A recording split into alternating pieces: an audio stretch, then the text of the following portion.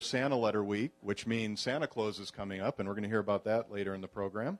It's National Geography Awareness Week, which leads to its National Louisiana Day, and National Scrapple Day. If anybody in here knows what Scrapple is, I'll give them a free... You know what it is? All right. How about that? And importantly, this Saturday is Veterans Day, and so today our program is dedicated to veterans. So to kick off our program, I'd like to invite retired Colonel Ted McAdam up to kick off our Veterans Day program. Ted. Thank you, President Dave. The key to success in air power is flexibility, and we're being flexible today. We've had a few electronic challenges, but I would like to call the Palo Verde High School Honor Guard to post the colors.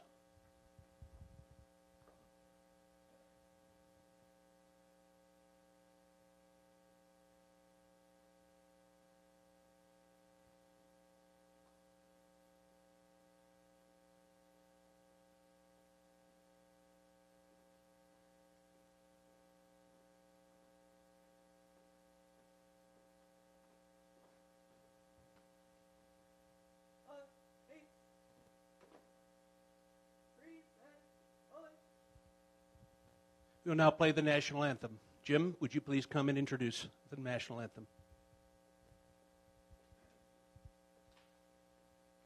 Thank you, Ted. Fellow Rotarians and honored guests, in a time when we turn on the news and see endless negative stories concerning the future of our country via the teenagers of America, we should pause and take great pride in realizing that there are many of America's children, like those that you are about to see, like our color guard here today, who work hard, pay great respect to our military, and regularly honor this amazing country of ours. The following is a version of our national anthem that was played here 1 year ago today and is back by popular demand. What you're about to see is 500 high school choir students sing the United States national anthem in a high-rise hotel. Each night before curfew, they gathered on their balconies of an 18-story atrium hotel at Louisville's downtown Hyatt Regency to sing the Star-Spangled Banner as part of the Kentucky Music Educators Convention. Trust me, you can't help but get goosebumps and swell with pride when you hear them sing.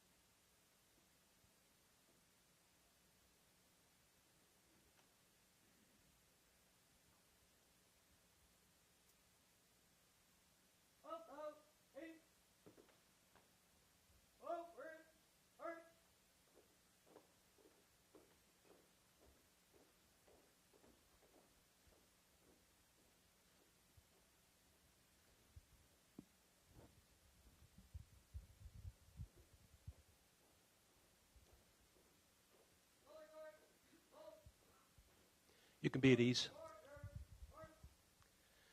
Bill Stieren, would you come lead us in the invocation, please?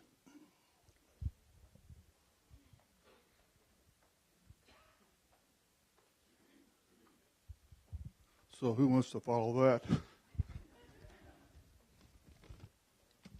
I have observed over the last dozen decades that from time to time there's a tragedy, horrendous events. And thereafter, we hear about prayer, we hear about God. The church's pews fill up, and it fades away too soon. I have also heard that this is one of the best clubs. And I say to you, it is, because every meeting, we start our meeting with a prayer and an invocation. To those people, the victims, the families, the friends, who have been affected by the senseless recent events, in your time of sorrow, our thoughts and prayers are with you. Lord, look upon this group of Rotarians and friends gathered here today. We thank you for this opportunity for refreshment and fellowship. We thank you for the blessings you have bestowed upon us. Thank you for the birds that sing and the sun that shines.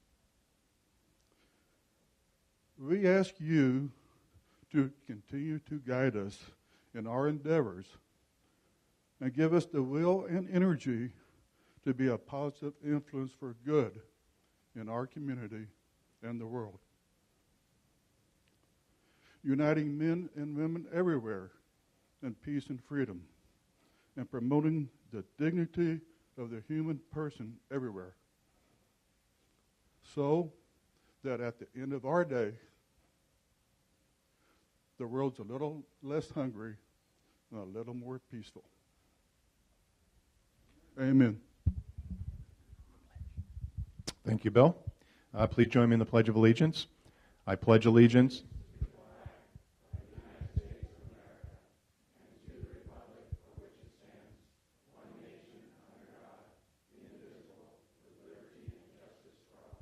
Thank you. Please be seated. How about a big round of applause for our ROTC Color Guard? Did a great job again this year. Thanks for being here. Do we have any international guests? Do we have a working mic?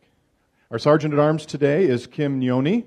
So, Kim, are you ready to fire up there? Got a mic that's working? All right. Any international visitors today?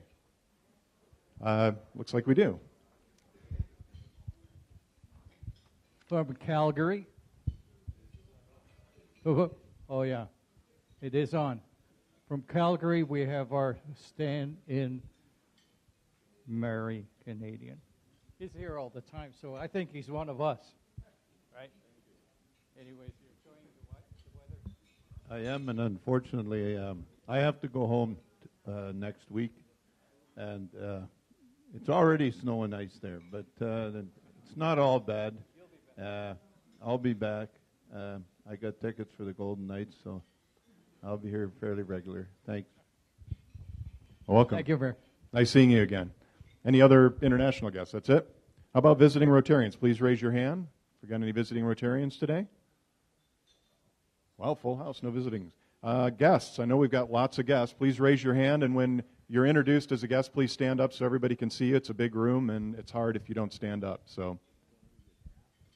Well, good afternoon, everybody. My guest today is Mr. Hector Delgado over here. I met Hector just today, actually. He met my sister a week ago, or 2 weeks ago, and she met more people in 1 week than I've known in, like, the last 5 years. So Hector is a former U.S. Marine. He was on the first wave going into Iraq in 2003, April 2003.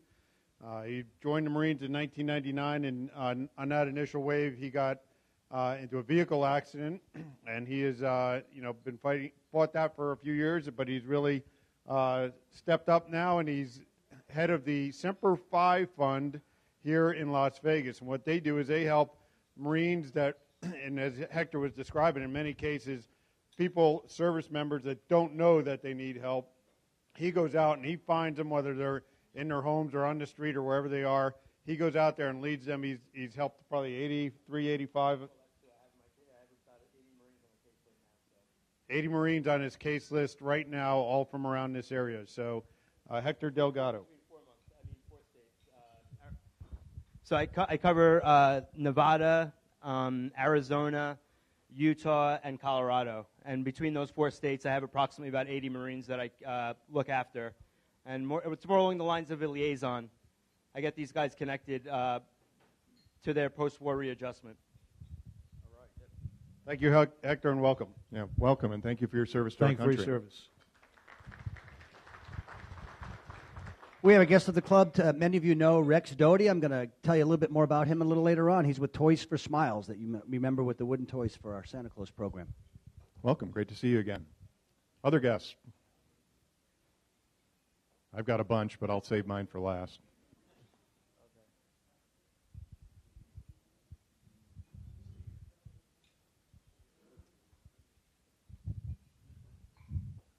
Afternoon. My guest today is Rick Burgess. I believe this is his 3rd visit, and he may be a prospective member.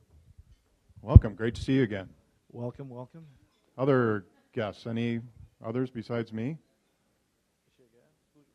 Yeah, I'll introduce her, but Bill. All right, well, I'm sorry, over here. Good afternoon. I brought with me today my service member and gorgeous husband, Rory Lozano.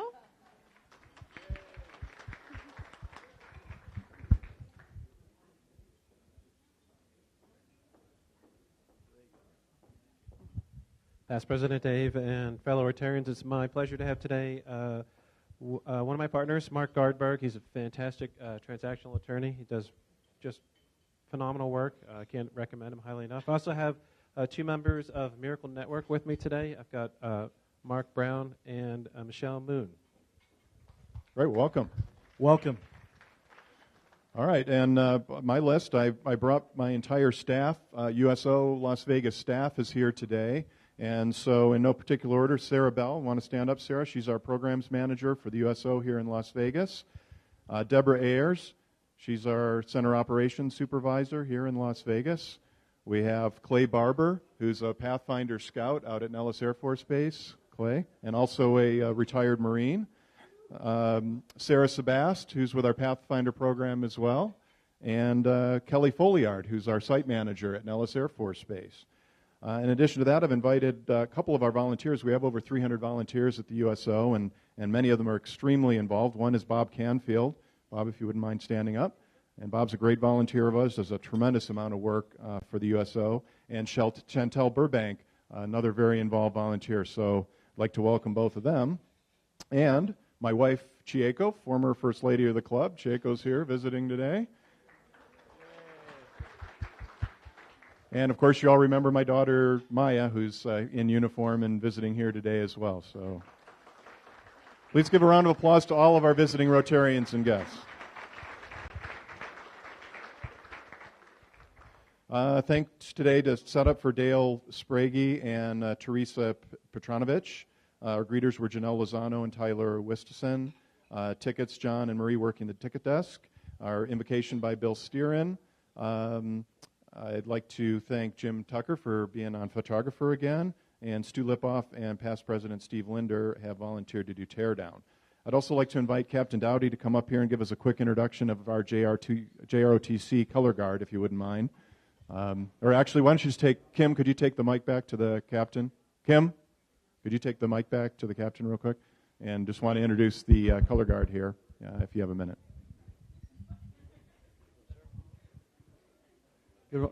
Good afternoon, everyone. I have the honor of being a senior ROTC instructor at Palo Verde High School. With me today is one of my 4th years, Ms. Thorson, as she was introduced to you before. But my Color Guard kids as well, they are 3rd year and 2nd year cadets. And they work very, very hard. They're very professional. As Mr. McAdam said, flexibility is the key to air power. We showed up today. We didn't know exactly what to do for your presentation. The kids mastered it, and I thought they did a real excellent job. Thank you for inviting us. Thank you. Thank you for being here. A couple of slight modifications in the program today. The Colonel's going to go on a little bit early so that we can end a little bit early. The Color Guard is actually going to do a flag folding ceremony for us that I think you'll all enjoy. It only takes 2 or 3 minutes, but we will be starting a little bit early and wrapping up with the presentation a little bit early. But don't run off when the presenter's done, because we have one final flag folding and then, of course, retiring of the colors today.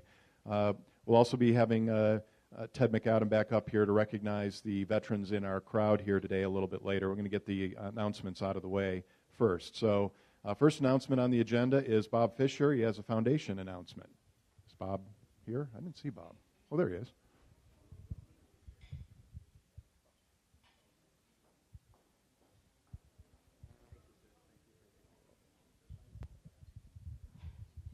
Good afternoon, everybody.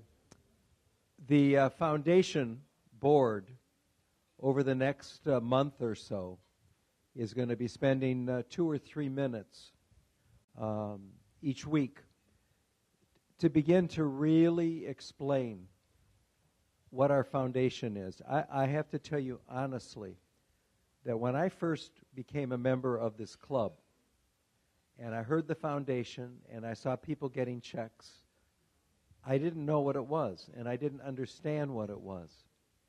And back then, say 5 years ago, 6 years ago, there would be people talking at the table and saying, well, what kind of accountability is there? We never get any reports. We don't know anything, and all we know is that there's a lot of money, and we give away a lot of money. I was fortunate enough to submit my name to be on the board of the foundation. And the first time I didn't make it, but I really wanted to be a part of it, and I submitted my name the second time. And I was elected thanks to you and thanks to your vote. And then the interesting thing that happened was, and I believe, Steve, it was during your year, it was the overhaul. It was really the overhaul of the foundation. There were so many people that asked so many questions who were on the board and worked so hard. And the thing that I learned more than anything, if you look at the names of the people who are serving on the board of your foundation, there is such accountability. There is such expertise. There is such commitment to be a good shepherd of our foundation. And the thing that was extraordinary is that they were not worried about this year, and they were not worried about next year. Everything they were doing was to ensure that the foundation would survive long after any of us are members of this club. There is that kind of vision. And so, to be the first person who is speaking, I just want everybody to know your foundation is in good hands. It is an extraordinary group of people who care so much and want to make sure that every single dollar is accountable. And it is an honor to be part of the board of your foundation.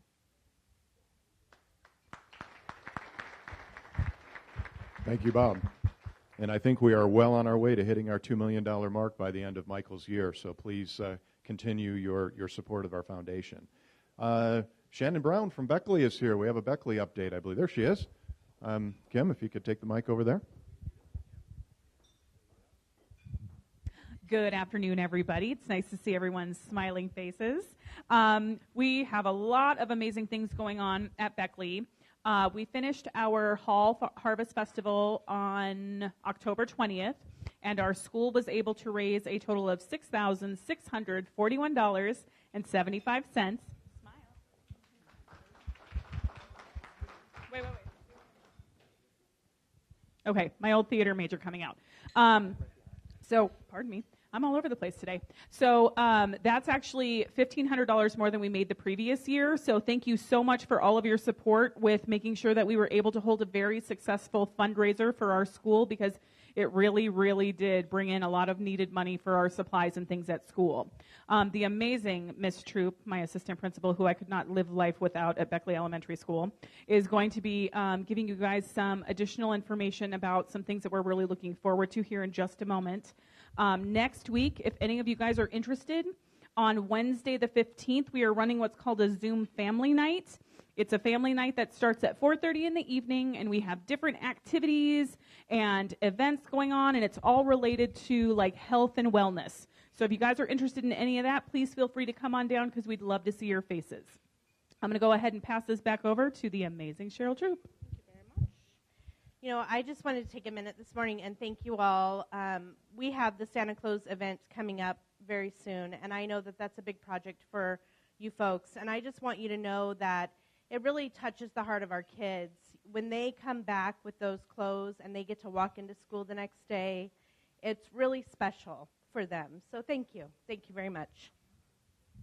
And I am very excited because this will be my first opportunity to participate in Santa Claus. I was actually a Santa Claus kid back in the day, so this really, truly does mean something very, very close to my heart. So again, just like Ms. Troop says, thank you so very much for all of your support. Beckley appreciates you more than I can even say in words. Thanks, guys. Let's give it up for our educators. They do a great job for our kids here in town. And Jim, we've got that's our second person that was in Santa Claus and now is supporting Santa Claus. That's really, really neat. If you could take the mic, Kim, over to former Navy Sarah Brown. She has an announcement.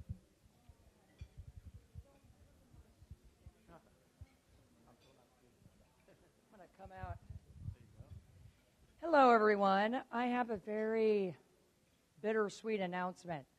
If I had a therapist, they'd say I cover emotion with humor, so I'm going to try to get through this with a little bit of humor. I am relocating to Syracuse, New York. So it will happen sometime in December. Don Brown, my partner of 26 years, was offered the CEO and presidency of Davis Ulmer, a very large fire protection company based in his hometown of Syracuse, New York. So we're going to move back, be near some family. Kind of breaks my heart to leave here. I do want to thank my good friends, the Linders. Steve and Janet were the first people I met in town, took me under their wing, and I'm eternally grateful. And last but not least, I would say for all of you, I have done a little bit of everything in the club. President of the 25 Club, did the highway cleanup, which I'm still going to do, darn it, before I leave again. And just a lot of great activities. My mom and I have done Santa Claus together, and it's just been a great experience. You're a great group. I don't think the Baldwinsville Rotary Club can top you, but I'm going to join it, darn it, so when I move in December. And last but not least, because I'm all about Rotary and keeping things in the family, Doug, if you could just stand up. Doug Grant, fellow Rotarian, good friend of mine, is taking over my FranNet business. So I'm keeping it in the family. He's a great guy, one of the most professional, sharp people I know, and he's a franchising expert. So thank you to everyone, and I'm going to pass up the mic before I... Okay. All right, well, thank you for your great service to our club, Sarah. We're really going to miss you.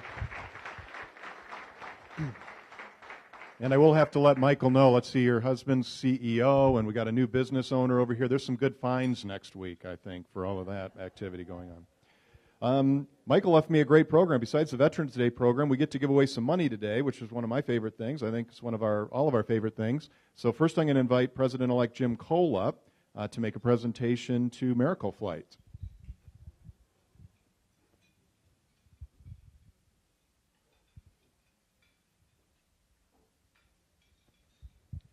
Thank you again, President Dave. And first, I need to apologize to Christina. I don't know why I called her Michelle, but it's Christina. So I'm very happy and pleased on behalf of the Las Vegas Rotary Foundation and on behalf of Howard & Howard Attorneys to present a check to the Miracle Flight Foundation in the amount of $5,000.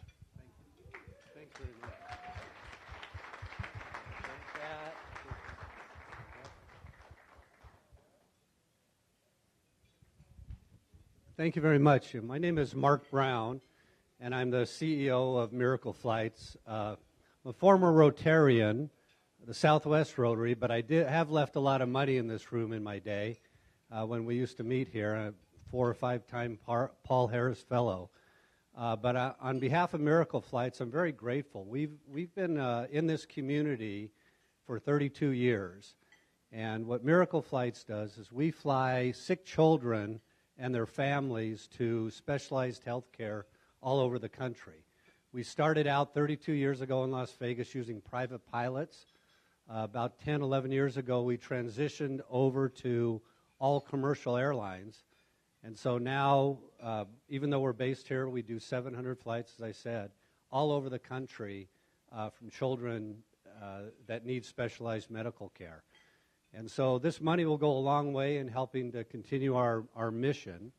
One of the things that we also did after the recent tragedy that we suffered here, we expanded our mission to fly in a number of the families of victims that were either injured or unfortunately killed at the shooting. But beyond that, and this was something that I initially didn't think about when we first made that offer, we realized that a lot of those people that were injured and once they go back home are going to need medical care for years. They have a long journey ahead of them to try to get better. And we've agreed and are going to work with a lot of those families to let them know that the Las Vegas community is not going to forget them. We'll continue to fly them to any of the specialized care that they might need in the coming years. So, again, on behalf of Miracle Flights, Jim, very grateful. This will go a long way, and thank you very much. Congratulations, and thank you for your service to our community as well. I'd like now to invite up past President Jim Hunt, and he's got some fun stuff for us. And I'm going to have you go right into the Santa Claus after this, if you would. Yeah.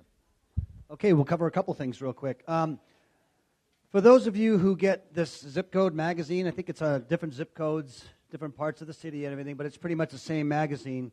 You'll want to make sure you look into page 42 and read an amazing article about an amazing guy standing right next to me. He looks a lot like the guy in the photo. You know? His name's Rex Doty. Oh, pause and smile. And Rex began the organization called Toys for Smiles. And in the first couple of years that we were associated with that organization, he actually just gave us hundreds of individually made wooden toys that many of you see when you're shopping with us at the malls. We decided it's time to give back to him a little bit, and I know that this club's going to even do more in a little while. But for now, we want to say thank you to Rex. He'll be giving us hundreds of them again today. He's brought them with him. And we'd like to give him a check for $2,000 to help buy some more wood and work on the project some more. So thank you. Thank you. Thank you. Wow. What an honor. First of all, I want to thank all the veterans and the active duty personnel we have here. You make all this possible, so thank you. And we've been doing this for 11 years now, and just had a celebration giving away toward $300,000, with 90% of them being right here in Southern Nevada. So we're really honored to be able and be associated. 4 years ago, you guys know Larry Tomzik. He invited me to a meeting, introduced me to Jim, and that's how we got with the Santa Claus. You know, what a great thing to do, and what you folks do for the community. We appreciate it. This goes a long way with us, and we'll use every penny of it to get donations to move for wheels and axles and rent and everything, and make more toys. So thank you. Okay, just a quick update on Santa Claus. We're moving forward. We actually are trying to implement a new portion of the program this year. We're looking at helping some students at UNLV that actually get subsidized in their tuition. They have the grades, but they don't have the money. So we're actually looking at trying to help 10 of those students with some clothing as a kind of a secondary form of Santa Claus this year. I'll have more on that as we develop that. Right now, all I can ask you to do is continue to sign up to volunteer. We're looking really good at the Galleria Mall. I don't want to tell you not to sign up there, but if you have a choice, we could really use some more volunteers at the Grand Canyon Mall and at the Meadows Mall. Please continue to do that. Get recruits. This is going to be our biggest year ever, as I've mentioned, so we need lots of volunteers. Thanks very much. Thank you, Jim. Okay, we're going to go through our announcements, and then if we have a little bit of time for socializing, we'll do that, and then we'll get the Colonel up here. Jamie Goldsmith will be next on our announcements. Talk about our holiday party. Jamie. Jamie? Oh, there she is. I got it's a Wetzel thing, so we'll put it over. Hi, everyone. We're having the holiday party this year at the fabulous Treasure Island, where parking is always free. And we're going to do it in the Treasure Island Ballroom again this year. And our chef is excited to produce a beautiful surf and turf dinner. And we're going to have a DJ. So if you have song requests or anything like that, keep that in mind. And wear your dancing shoes, because we'll have a dance floor. So that's December 7th at 6 p.m. at Treasure Island. Thank you, Jamie. Next up, Jackie Thornhill to talk about the Wetzel Awards, appropriate today.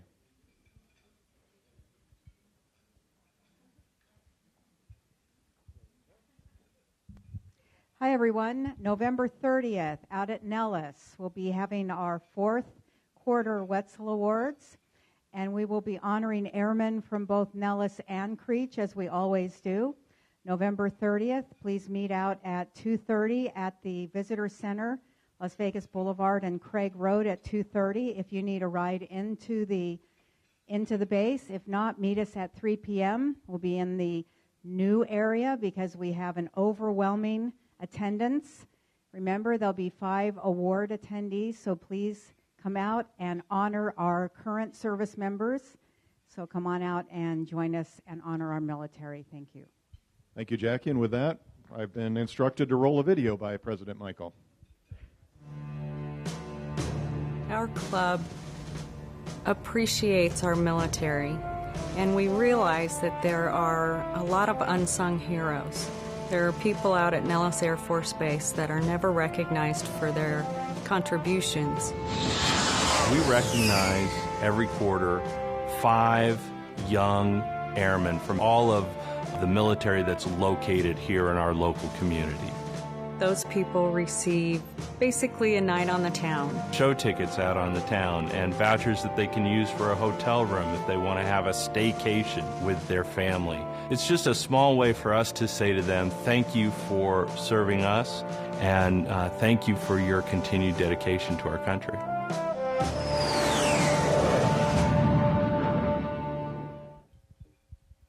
Thank you. So that's a reminder, and if you've never been out to Nellis to the awards, it's really a great event. It's in a much larger room now. We're not all crammed into the Warfare Center anymore, so there's plenty of space to be a little bit more comfortable. So come out if you can on the 30th. Next up, Eric Astromecki, 25 Club President Eric Astromecki, with some news for us as well. Awesome. Thanks, Kim. Nice to see our new members stepping up. Got to, absolutely.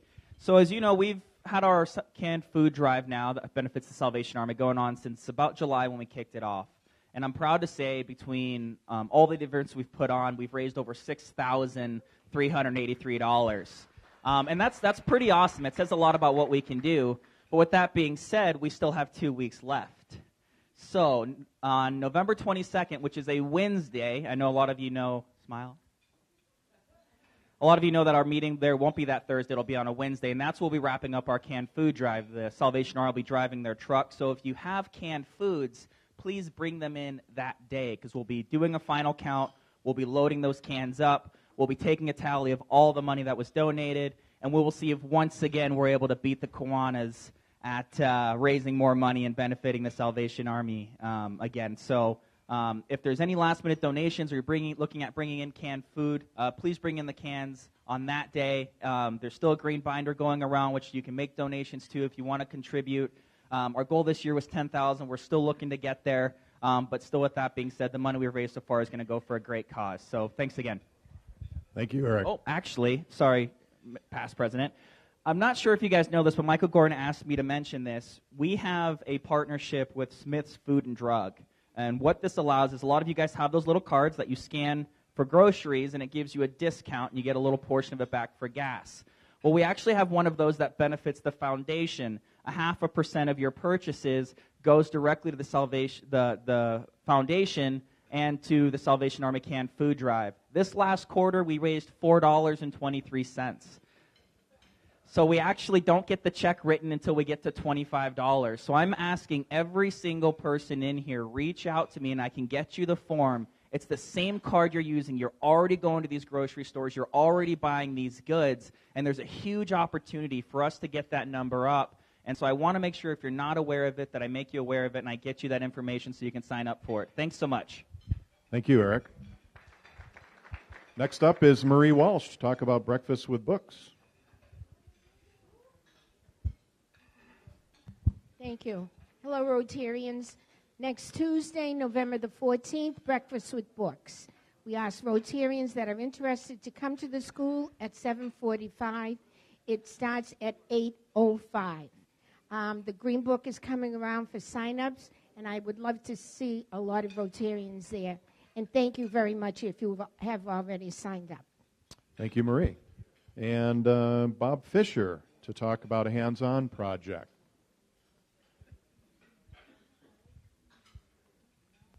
In the spectacular wheel, if you turn to page 7, there's just a note and a reminder. For the next 3 weeks, hopefully everybody's going Christmas shopping. You're going to go and you're going to remember to buy a toy. About $10 about. And starting next week, we're going to have some area on the table to start collecting those toys. The Salvation Army, believe it or not, is scheduled to give out 5,000 toys for this holiday season. So we keep on asking everybody to help and to help and to help. Everybody's got to go Christmas shopping one day. So if so, holiday shopping one day, pick up a toy. And they'll say, why are you getting a toy? Because I'm giving it away. Thank you, Bob. And to try to keep us on this adjusted schedule, I'm going to invite Colonel McAdam back up here to restart our Veterans Day program. So, Ted? Thank you, David. Well, this is a special luncheon for us. And before I introduce our guest speaker, I would like to invite every person in the room who is either on active duty or was once upon a time on active duty with the reserves, the Guard, Coast Guard, whatever. Any relationship with the U.S. military, would you please stand right now? Please stand right now.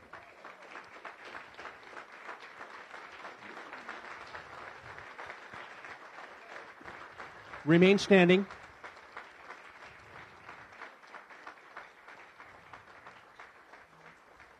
These men and women sacrificed. Please remain standing. Please remain standing. These men and women sacrificed family experiences.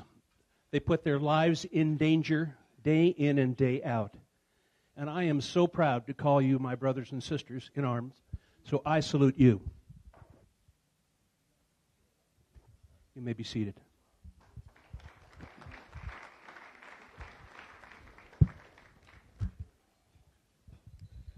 Well, if any of you are current on international affairs, or read the RJ, or look to the skies toward Nellis, you probably come up with some thoughts in your mind, what does all this stuff mean? And I'm referring to some terms and maybe some abbreviations such as RPA or drone, RPV, UAV, Reaper, Sentinel. How about Predator? How about Creech? What's an Air Force base? Where's Indian Springs? Today, to carve through some of the mist, and perhaps provide some definition and some clarity to some of these terms, we have invited the Vice Commander of the 432nd Wing at Creech Air Force Base, Colonel David Bisonette. I call him Bison. He doesn't know that. His tactical call sign is Deuce. He's going to open the door to Creech Air Force Base and explain what's going on. Colonel Bisonette.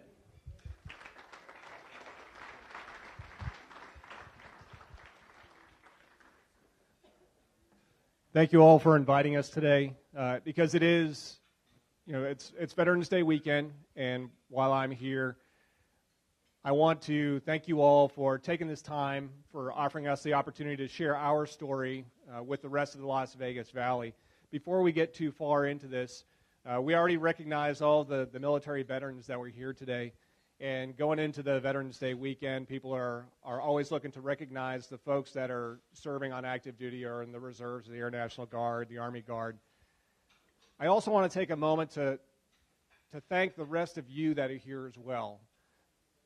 We are visitors in your community, and I've been here since 2009. I went away for a couple years, but I'm now back.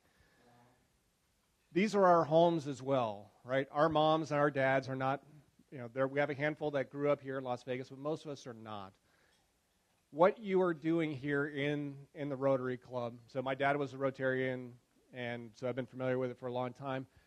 What you are doing here is equally important to our society, to our nation, providing that connective tissue, providing service to those around us. I mean, you heard several different opportunities and things that your club is doing to help people in the Valley. Thank you for recognizing us, but I also want to thank all of you for everything you do every day for everybody that is living here in the Valley. Our military community takes advantage of a lot of what you offer, but more importantly, you are one of the organizations that makes this not just a place to live, but it's a community where we all work together, and thank you all for what you do for us.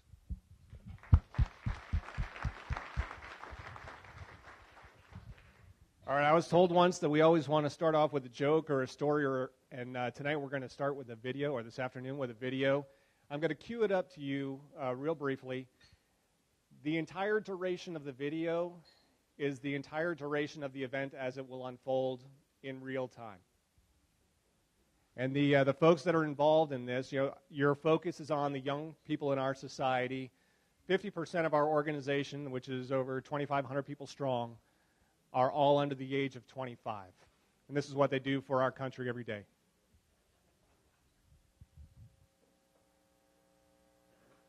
Our main mission is persistent, dominant attack and reconnaissance for our U.S. forces as well as our coalition partners. Most days start out the same. We show up on base and we get what our mission is going to be for that day. And this day started out just like that, and we didn't expect anything to be different as we're walking through the door. So when we first got in the seat, we had checked in with our coalition forces on the ground. We got an update of where they were to keep them safe. That's our primary focus.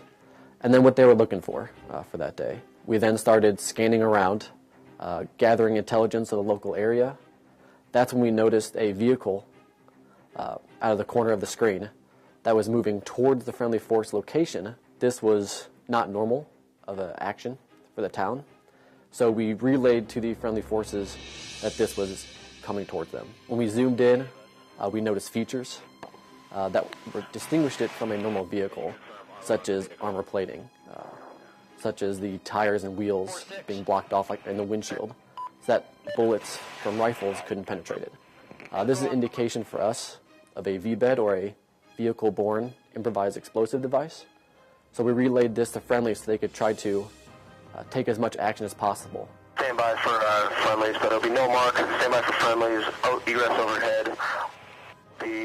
However, based on the speed that we saw them, we knew they may only have a few minutes until this Mad Max vehicle, as we called it, actually reached them. 588 feet. Label this Mad Max. And that's when we had to take the actions that we did. Ready when you are. Ready. That's a vehicle, just shoot it. The 1 minute was the planning, and then actually a 30-second time of flight, and all in all it only took about 2 minutes or 2 minutes and 20 seconds. A Hellfire explosion on our camera, you can see a small explosion. Only a few meters, a few feet, washed out on the screen. However, on this explosion, we had to zoom out multiple levels back and back to even see it. Looking at it afterwards, it was approximately 400 meters, about 4 football fields wide of an explosion, which is abnormal for a Hellfire. So we knew right then, we had verification that this was indeed a car bomb. Rifle, 5 seconds, flash.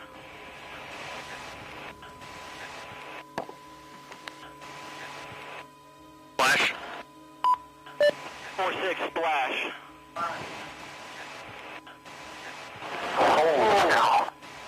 We stopped this vehicle roughly about a mile away from friendlies.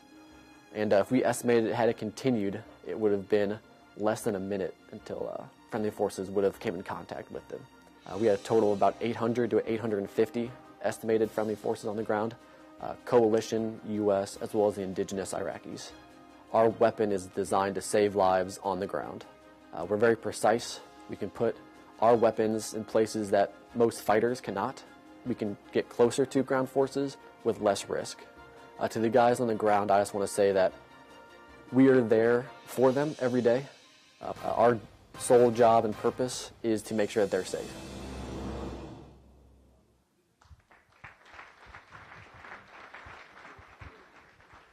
That is what our young Americans are doing for our country every day. So those events unfolded outside of Mosul in Iraq probably about 9 months ago. And it was ISIS was still in control of the city, and these are some of the ISIS fighters that were trying to attack the Iraqi forces that were hopefully and have since retaken that city from ISIS. So what are we doing up at Creech? Creech Air Force Base, about 53 miles from where we're standing right now, way up in Indian Springs. So you guys all know where OJ's prison is on the way up north. We're about another 20 minutes past OJ. It's unfortunate. I feel kind of sad now that he's no longer there because I used to say hi to him every morning as I drove by. I don't know if you knew that or not.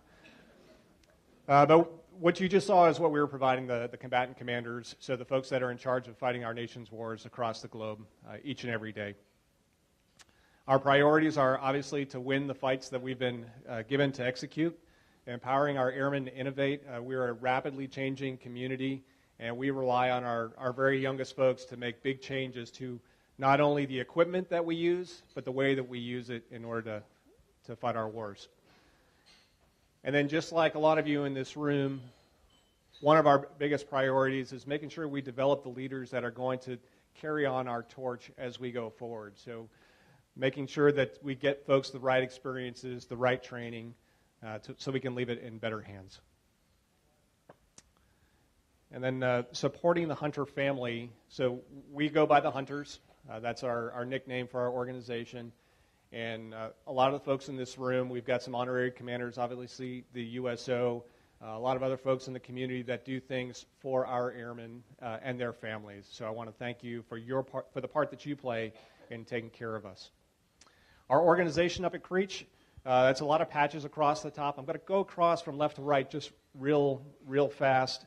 We got a couple of folks that do some support on the two on the left.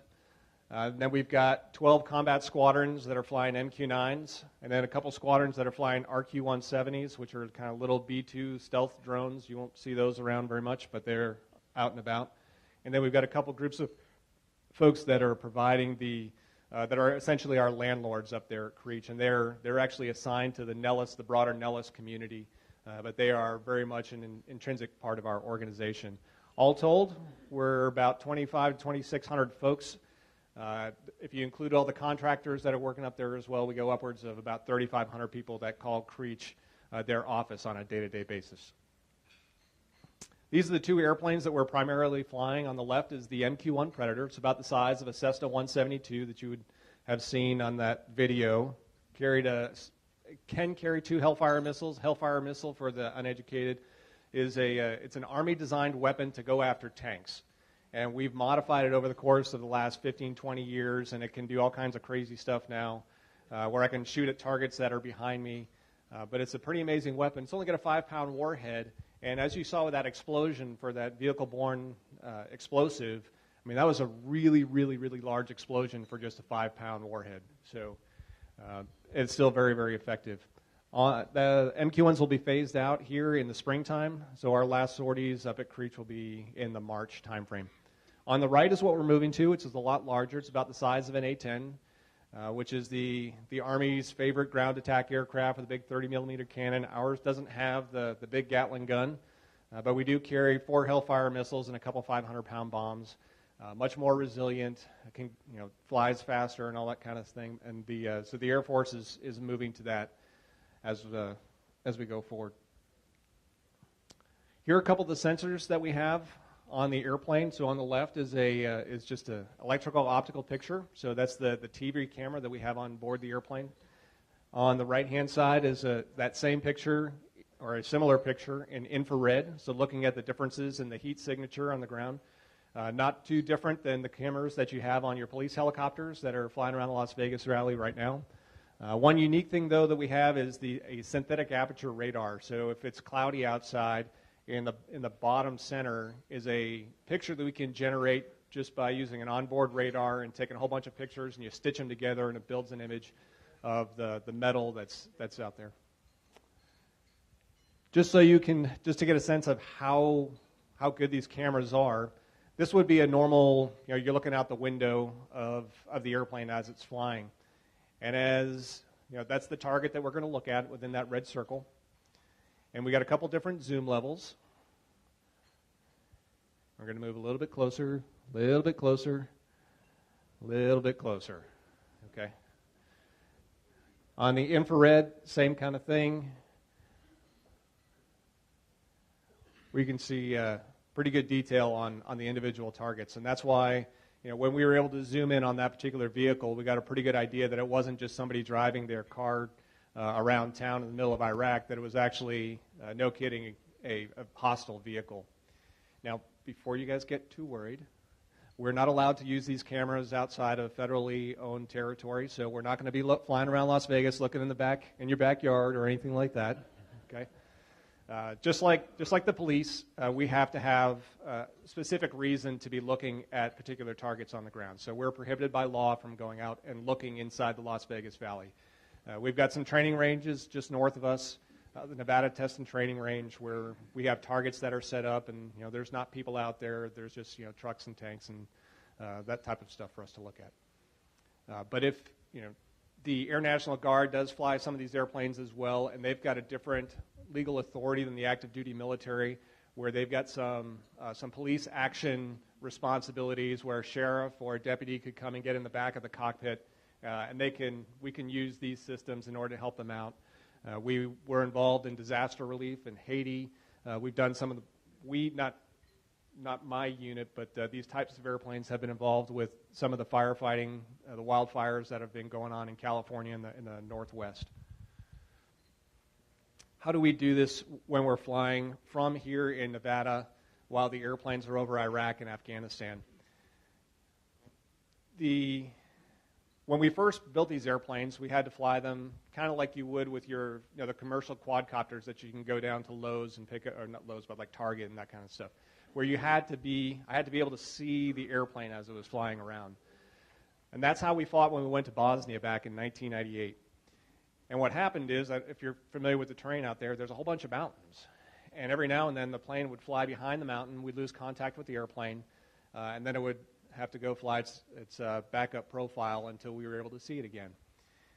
When we observed this, we're like, okay, we need to find a solution to that. And so what we did is we tied in some commercial satellites that are across the globe, and instead of communicating with the airplane via just a line-of-sight antenna, now we communicate via satellites, just a commercial, off-the-shelf.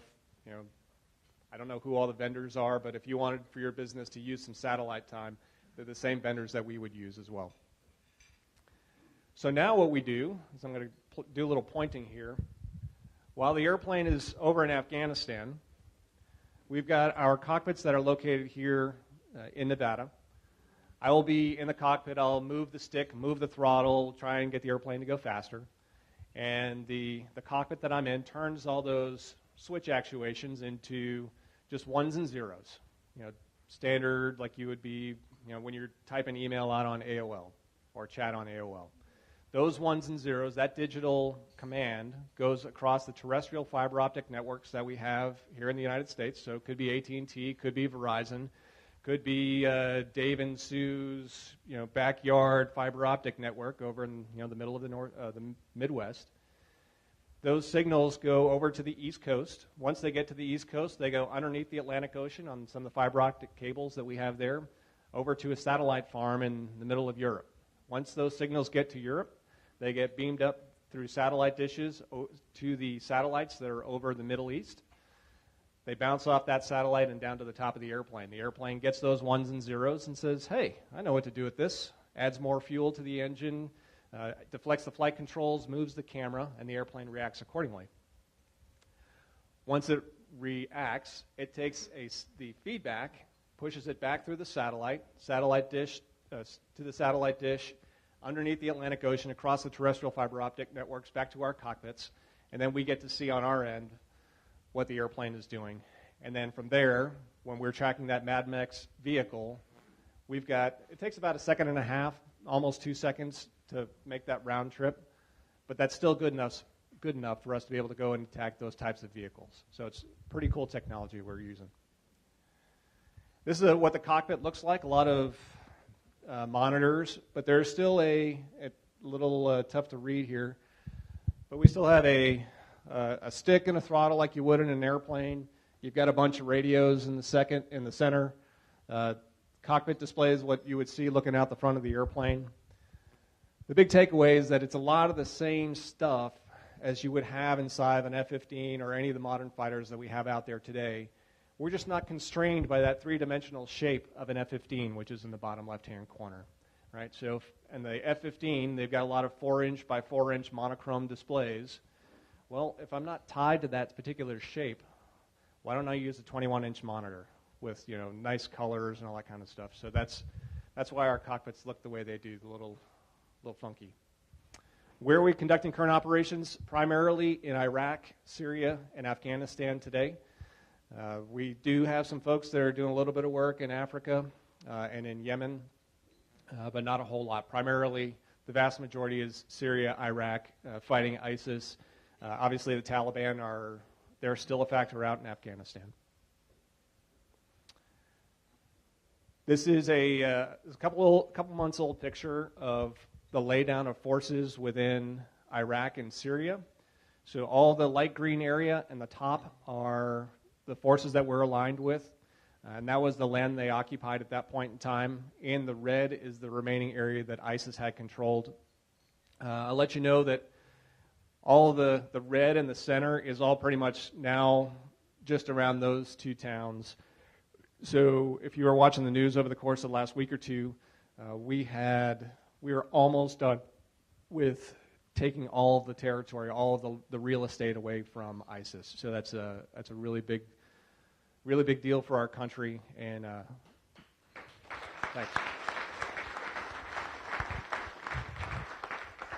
One of the interesting things that the story that we like to tell, when we first brought these airplanes on, when we first bought the two demonstrators from the Army and then started buying them as an Air Force, we were primarily just doing intelligence, surveillance, and reconnaissance using those cameras that I showed you. What has transpired since 2001, so I don't know if you guys remember anything that happened in 2001, but as part of that, we started putting weapons on these airplanes because someone might have been watching Osama bin Laden at some point in time, but unable to do anything about it. And so we wanted to make sure that if we had the opportunity, if our airplanes were there and we saw that type of a target, that we could go ahead and strike him instead of just having to sit there and watch. I think the Benghazi situation is another story where we did actually have a Predator that was overhead when Benghazi was getting overrun, but due to the restrictions that the host nation had, we did not have weapons on the airplane, and so we got to just be the news reporters in the sky with the video camera without a whole lot of ability to do much about it. That has changed over time, and where we are right now is in the bottom left-hand corner. There's it's a chart with some stats. It's probably hard to read from the back of the room, even from the front of the room with old man eyes like I have. It's a prioritized list of different types of airplanes and how many weapons that they're dropping. So if any folks are familiar with the A-10, still dropping the preponderance of forces in 2016, of weapons in 2016. They dropped about 19% of all the weapons that were dropped in Iraq and Syria.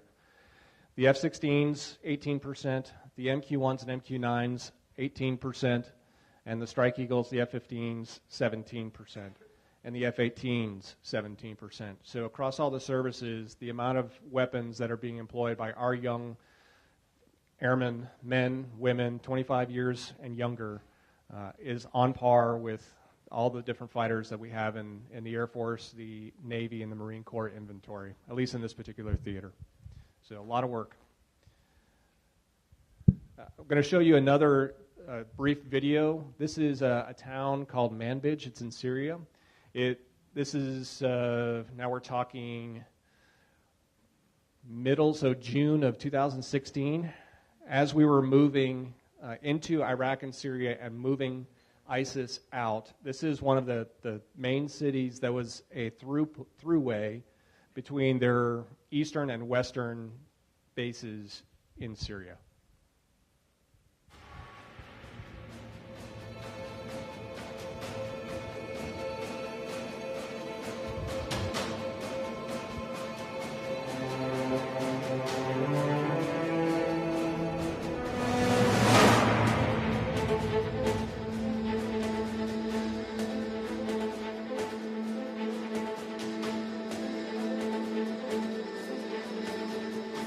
What's little known about that operation that took just over 2 months to free Manbij from the control of ISIS is that air crews flying U.S. Air Force MQ-1Bs and MQ-9s provided over 11,000 hours of persistent attack and reconnaissance in direct support of the partnered force on the ground. That's over 500 sorties from our cockpits in the continental United States.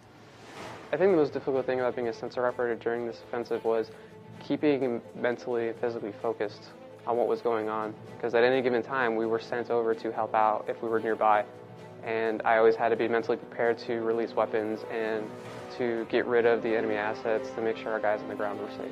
One of the things that's important to remember about going after and really getting to the heart of what was going on in Manbij is that the people that we were fighting were not the residents of Manbij. Ultimately, we wanted as much as possible, I think, as a fighting force for them to have a home to go back to. Most of the action was on the outskirts of the town, so a lot of it was small villages, open country. As they pushed in towards July, they actually were able to encircle the city and began the offensive in a more difficult environment, and were able to provide full motion video and a better situational awareness of the battlefield. We also don't have to do aerial refueling. We're able to stay on station for 20 hours at a time and provide a constant overwatch for the friendly forces. One of the things that I saw in Manbij that I thought was truly unique was the proximity, where we can be a lot more precise with the weapon. We can have the effect that we need to have, which is to strike at enemy forces, to strike at enemy vehicles, enemy weapons, caches or something like that, without turning the entire building into rubble. MQ-1 and 9 air crews employed over 300 Hellfires. That's over 40% of the total of kinetic strikes executed by any coalition platform. It was very rewarding for my squadron to see the results of their disciplined use of air power. When, in late August, we saw the video that was coming out of Manbij, the video of the men, women, and children reclaiming their city, they were very happy to be free from ISIS rule. And we were absolutely proud to play a critical part in the liberation of this city and to making their lives better. For the past 70 years, the Air Force has been breaking barriers as a member of the finest joint warfighting team on the planet. And what that joint warfighting team accomplished in Manbij, with our coalition partners in the air and partnered forces on the ground, is evidence of the fact that the military defeat of ISIS is inevitable.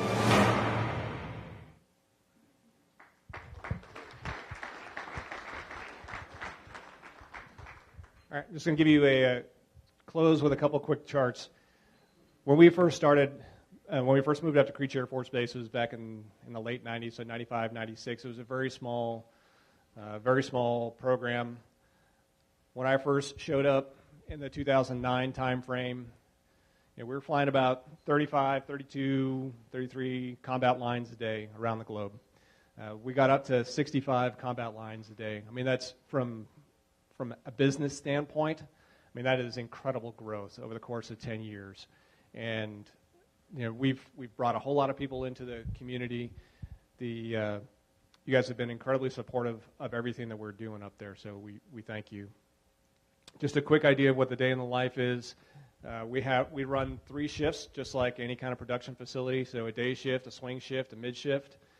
They're eligible to be in the seat about 8 hours a day, and because of the pre-brief that they have to do and then the post-brief that they have to do, it ends up being about 10 hours that they are at work, plus depending on where you live in the Vegas Valley, anywhere from a 30-minute to a full hour commute back and forth. So, you could have a 12-hour day every single day. It's about 5 days on. You've got a day to do kind of administrative type work, a 2-day weekend, and then you'll lather, rinse, repeat. And you do that for about 6 weeks, and then you'll move shift from the day shift to the swings, and then swings to mids, and then mids back to days. So it's kind of a grind for the folks that are working up there. And I just want to call out the folks like the USO that have made spectacular effort to really help out those folks that are working those kinds of schedules. We also have a human performance team. Some folks, what's out in the media is that it's incredibly difficult from a psychological standpoint to be going home to mom and the kids after you've been out at work, killing enemy combatants across the globe. I'll tell you that it's not that bad. If you're making a movie, you want to tell the most glamorous story that's out there. And while we do have a couple folks that need help, the vast majority are quite solid. For those folks that actually do need help, we have a human performance team. We've got a good chaplain corps. We've got physiologists. We've got some operational psychologists that help people work through the different challenges that they might face. And it's not just tied to the actual combat itself, but it could be, family problems, marital problems, child care, health issues, that kind of thing. With that, I want to thank you all again for the support that you provide to the greater Las Vegas community. I know that our airmen both at Creech and at Nellis rely on a lot of the services that you provide.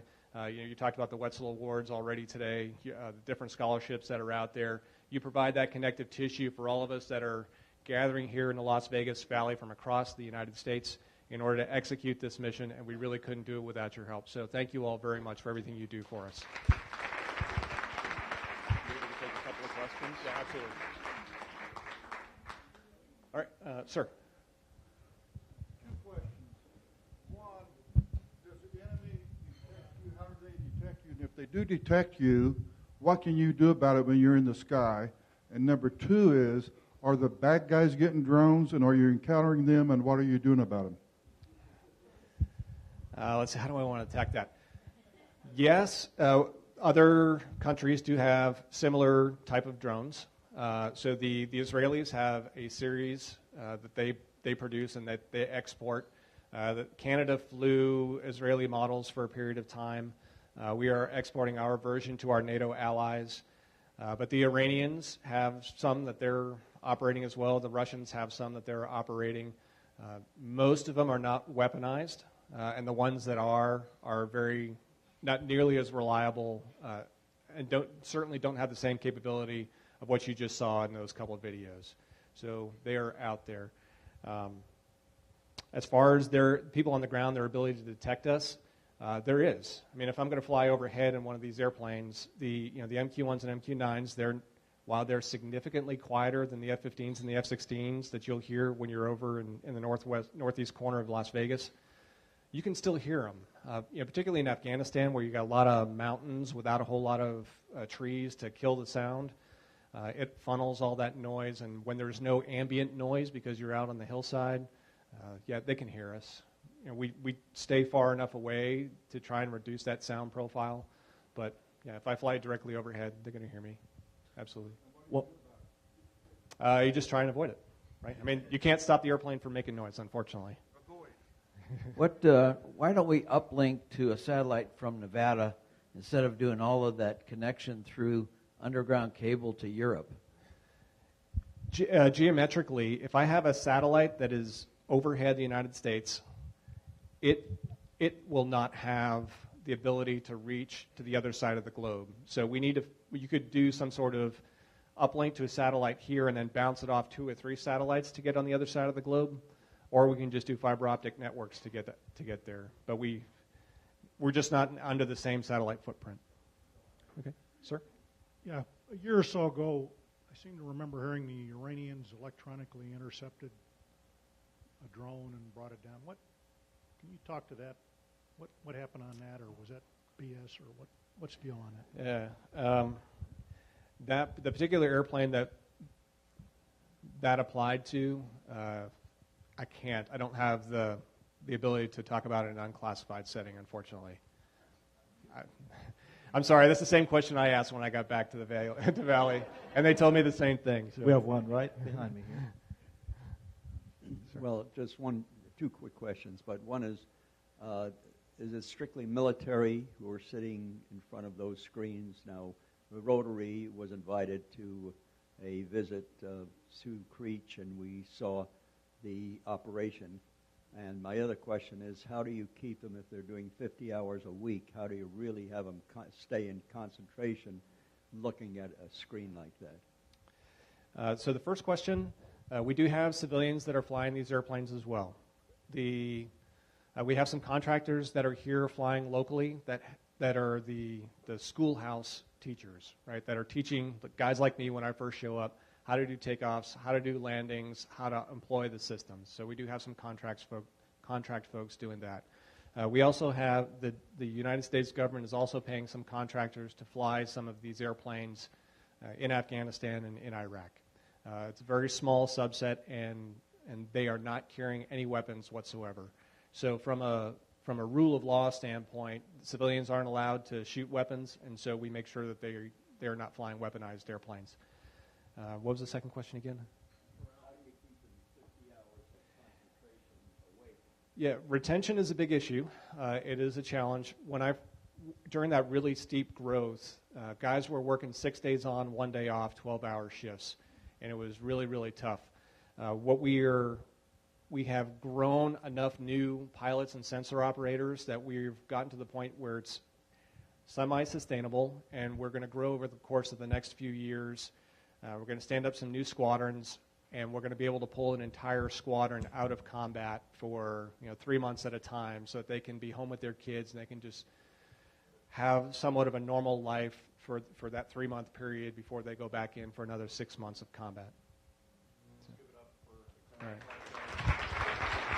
Thank you. Stay up here for just a second, if you would.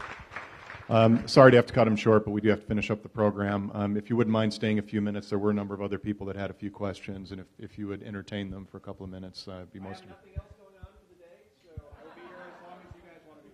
Great. We have a tradition in our club where we give our speakers what we call the Share What You Can Award, and a meal will be provided to a veteran in need in your name. So thank you for being here, and thank you for your service to the country, Carol.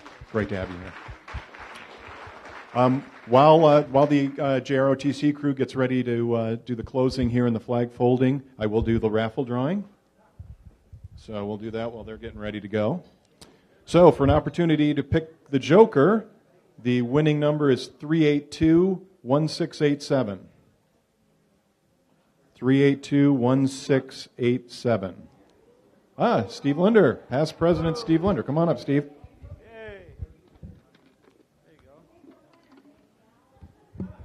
And another Marine, I'll add.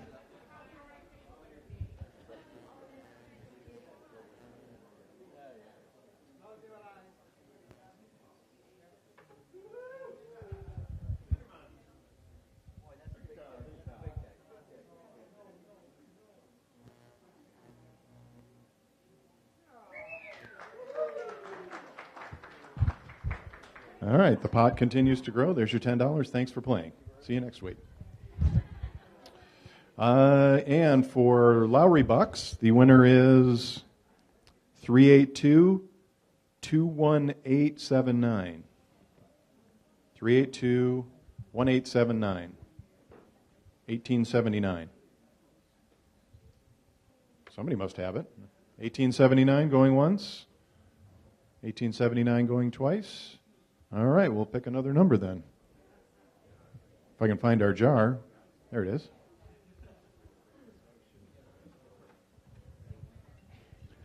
All right, let's try this again. 382-1816. 1816. Aha!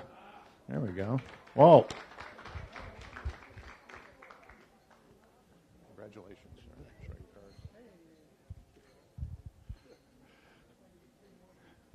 Okay. Quick reminder, there's a car show meeting immediately after this meeting when we're done. So if you're on the car show committee, they're going to meet right in here, Janice? Right? Okay. Colonel McAdam, let's close this down. Please remain seated. I'm going to call the junior ROTC cadets in for a flag folding ceremony.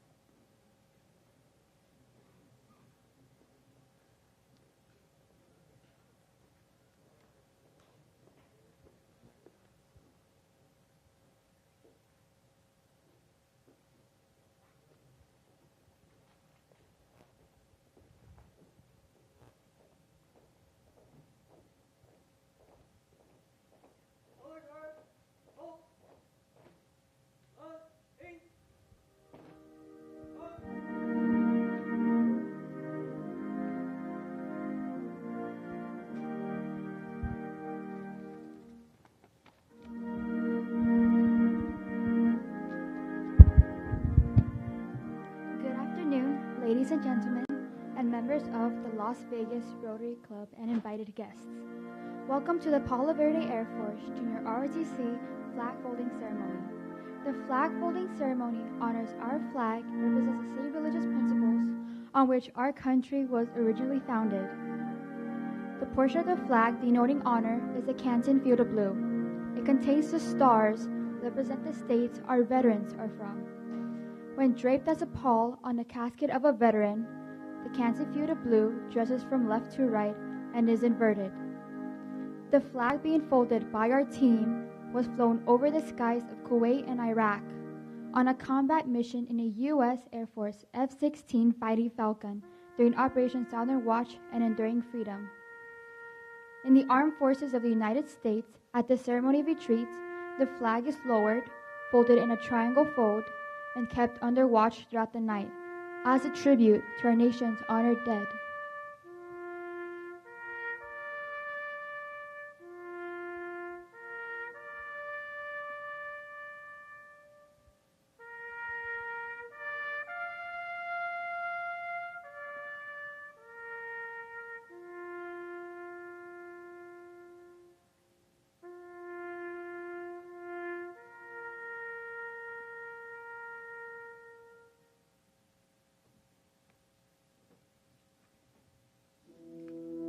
The first fold of our flag is a symbol of life.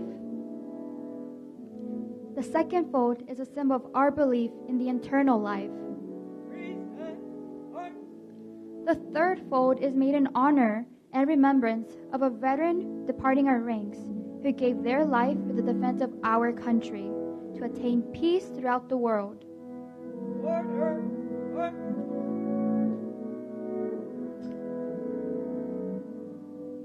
The fourth fold represents our weaker nature, for as American citizens trusting in God, it is to Him we turn in time of peace, as well as in times of war, for His divine guidance.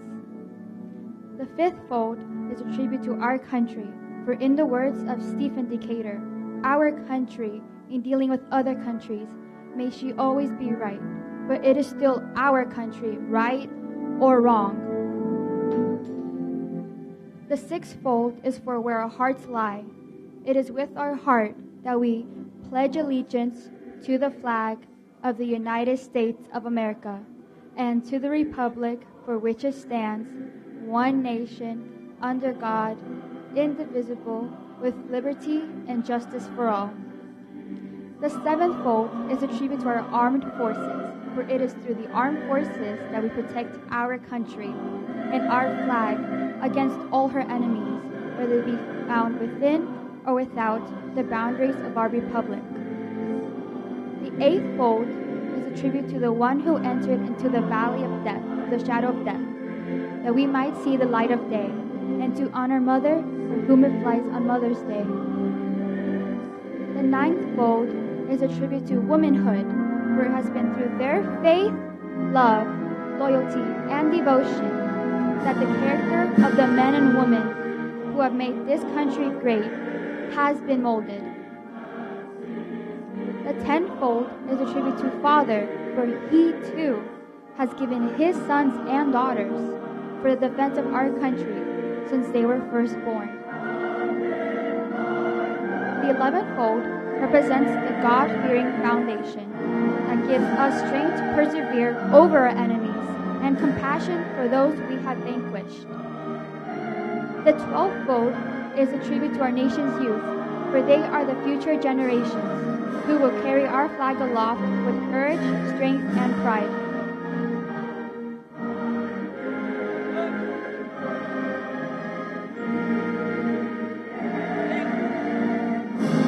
After the flag is completely folded and tucked in, it takes on the appearance of a cocked hat, ever reminding us of the soldiers who served under General George Washington, and the sailors and Marines who served under Captain John Paul Jones, and the soldiers, sailors, and airmen who followed in the armed forces of the United States, preserving for us the rights, privileges, and freedoms we enjoy today.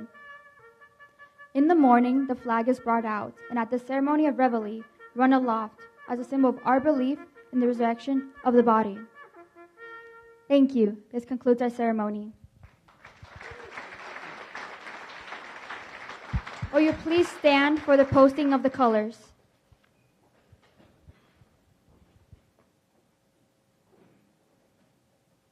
Hey.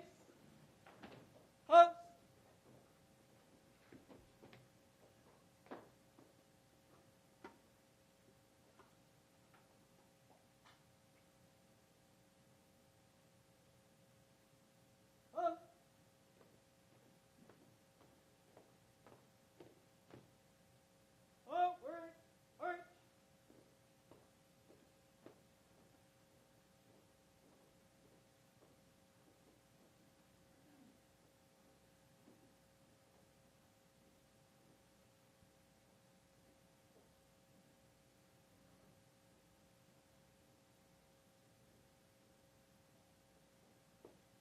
Thank you. Let's give it up for the JROTC group. Beautiful job.